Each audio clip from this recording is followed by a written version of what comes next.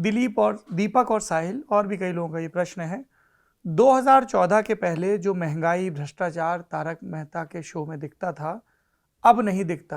अब दबाव तो मैं है ही या नहीं खुद दिखता। का विचार? सवाल उससे करो, अब तो मैं जब भी नहीं थे दिखता तब जी। दबाव था या खुद का विचार था ये सब ठीक हो गया 2014 के बाद? नहीं, वो तो देखिए, किसी भी सीजन में जो कुछ भी होता है वो तो रिटर्न स्क्रिप्ट होती है ना, वो आपका अपना विचार तो नहीं होता ना, वो तो रिटर्न स्क्रिप्ट होती है। राइटर, प्रोड्यूसर, डायरेक्टर का कॉल है। वो तो अंकित का सवाल है, एक्टिंग की कविता पढ़ाई, अब ये बता दीजिए राजनीति में आने का किसी भी किस्म का कोई प्लान है या नहीं? नहीं, प्लान तो नहीं है। मैंने जिंदगी में राजनीति नहीं, मैं किसी भी चीज को कभी प्लान नहीं करता। मेरी फिलॉसफी यही है, मैं प्लान करता है। वसीम बरेलवी साहब कहते हैं ना कि जरा सा खतरा भी अगर कहीं उभरता है, समंदर ही के लहजे में बात करता है, और खुली छतों के दिए कब के बुझ गए होते हैं। कोई तो है जो हवाओं के पर कतरता है। आपके प्लान करने से क्या होगा, वो बैठा है ना ऊपर, वो कॉमा फुल स्टॉप भी बदलता नहीं है। तो आई नेवर प्लान एनी, मैं कुछ भी प्लान नहीं करता कभी, स्पेशली करियर को लेके कभी प्लान नहीं करता। ये आखिरी प्रश्न दिलबाग सिंह का, जी, राजस्थान की संस्कृति बिगड़ रही, सुधार के लिए क्या करना चाहिए? राजस्थान में लोग राजस्थानी छोड़कर हिंदी इंग्लिश बोल रहे हैं। दूसरे राज्य देखिए, गुजरात, महाराष्ट्र या दक्षिण के राज्य, वहाँ अपनी भाषाओं का बढ़ावा है, राजस्थान में ऐसा नहीं। देखिए भाषाएं जो है, इनके सवाल में ही जवाब है, इनके सवाल में जवाब छिपा है। वो बोल रहे हैं, भाषाएं जब आप बोलेंगे तो आगे बढ़ेंगी।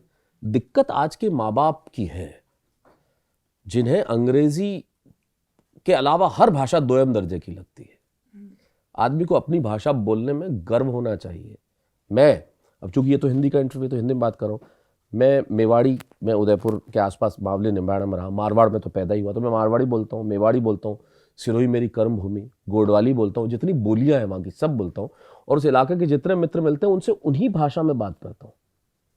मेरी पत्नी के जो माता पिता हैं, जो मेरे सास ससुर जी, उनसे मैं मारवाड़ी में ही बोलता हूँ। मेरे तमाम दोस्त हैं, उनसे मैं मारवाड़ी, मेवाड़ी, गोडवाली में ही बात करता हूँ। मैं अपनी उसी भाषा में बात करता हूँ। जहाँ हिंदी की ज़रूरत है वहाँ हिंदी की, जहाँ अंग्रेज़ी की ज़रूरत है, ये तो ज़रूरत की बात है, लेकिन भाषाएं बोलना बड़ा ज़रूरी है। लेकिन ये आजकल के माँ बाप जो है बच्चों को पीट पीट के ये सिखाए हैं कि अंग्रेज़ी बहुत ज़्यादा ज़रूरी है। तो मैं अक्सर कहता भी हूँ कि इंग्लिश लैंग्वेज है, नॉलेज नहीं है। बिल्कुल। तो ये लैंग्वेज की तरह इस्तेमाल करें तब तक बहुत ठीक है जी।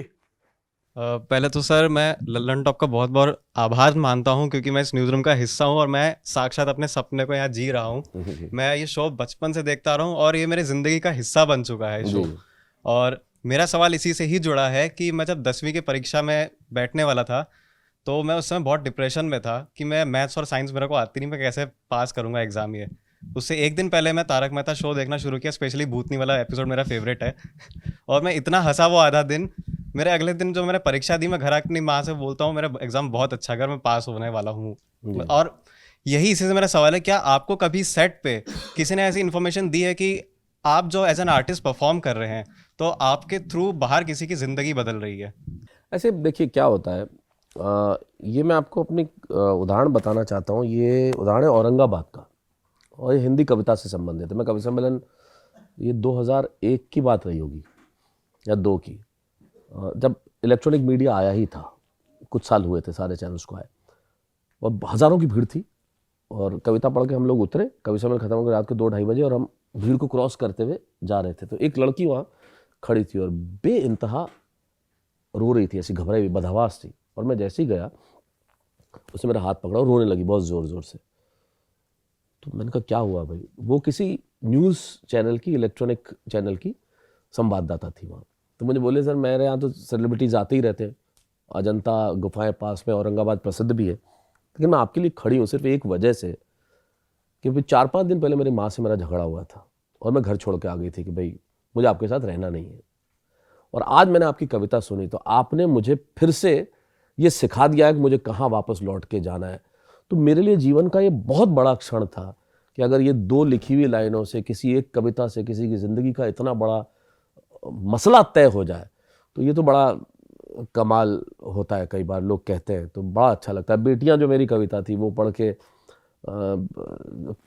3 दिन पहले की बात है, मेरा कहीं शो था शायद, कहीं मैंने कविता पढ़ी थी और वो 2 लोग आए और बस वो कुछ कहेंगे नहीं, वो आप बस हाथ पकड़ के खड़े हो गए।